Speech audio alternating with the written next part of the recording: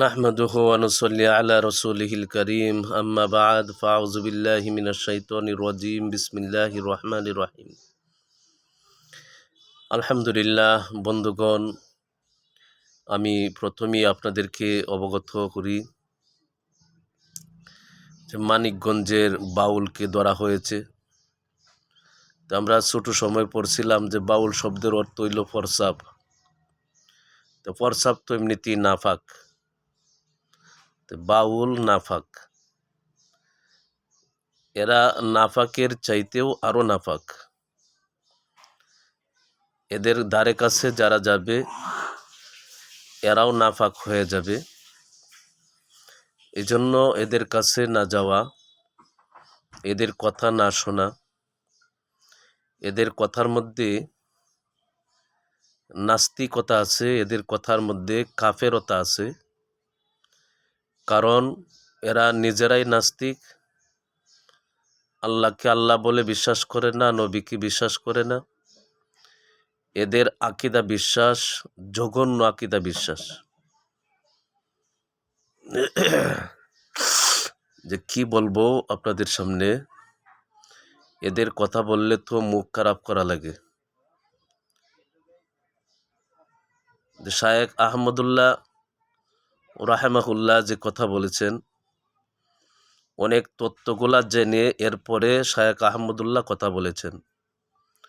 এদের বই পুস্তক পড়ে এরপরে আহমদুল্লাহ সাহেব কথা বলেছেন। এদের বই পুস্তকের মধ্যে লেখা আছে যে এদের যে আকীদা বিশ্বাস জঘন্য আকীদা বিশ্বাস।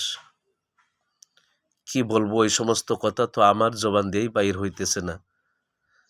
আল্লাহ জানে শায়েখ আহমদুল্লাহ সাহেবের জবান দিয়ে কিভাবে বাইর করলো। তো উনি মূলত কথাটি বলছেন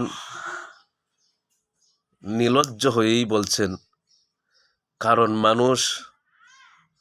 মানুষকে জানানোর জন্য এই কথাগুলা বলছেন। আর না হয় মানুষ এদের পিছনে ঘুরতে ঘুরতে নষ্ট হয়ে যাইতেছে, এমন নষ্ট হয়ে যাইতেছে। যেমন আমাদের এলাকায় একজন মহিলা আছে বাউল ভক্ত, আমার নিজের কানে শোনা, যে এদের আকীদা বিশ্বাস হচ্ছে 100টা পুরুষের সাথে যদি জিনা করে তাহলে এরা সহজে জান্নাতে চলে যাবে। নাউজুবিল্লাহ, নাউজুবিল্লাহি মিন যালিক, সহজে জান্নাতে চলে যাবে। এদের আকীদা বিশ্বাস হইল এটা। যে শায়েখ আহমদুল্লাহ সাহেব বলছেন এদের বই পুস্তকের কথা, এদের বইয়ের মধ্যে যে লেখা আছে যে কুমারী নারীর যে মাসিকের যে রক্ত, এই রক্ত যদি পান করে তাহলে এদের কোনো রোগ খাইলা থাকে না, রোগ থাকে না। এভাবে অনেক কথা শায়েখ আহমদুল্লাহ সাহেব অনেক কথা বলেছেন, আমি জবান দিয়ে আসতেছে না। এদের আকীদা বিশ্বাস এরকম। এরা পরকিয়া করে বেশি, বিয়া করে না, সারা জীবন অন্য মহিলাদেরকে নিয়ে শুধু চলাফেরা করে। এদের কাজই হচ্ছে জিনা করা। এই বাউলদের কাজই হচ্ছে অন্যান্য মহিলাদের সাথে জিনা করা।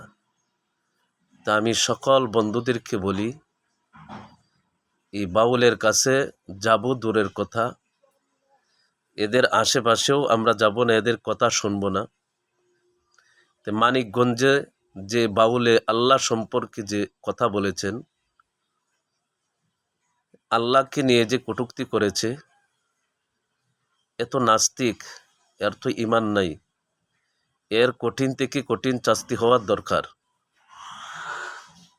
এর কঠিন থেকে কঠিন শাস্তি হওয়ার দরকার।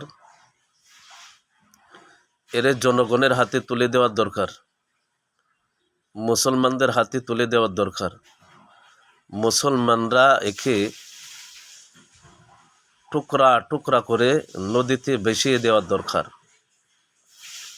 যা হোক, প্রশাসনের হাতে আছে। রাষ্ট্রীয়ভাবে আমরা চাই এর ফাঁসি ছাড়া আর কিছু আমরা চাই না।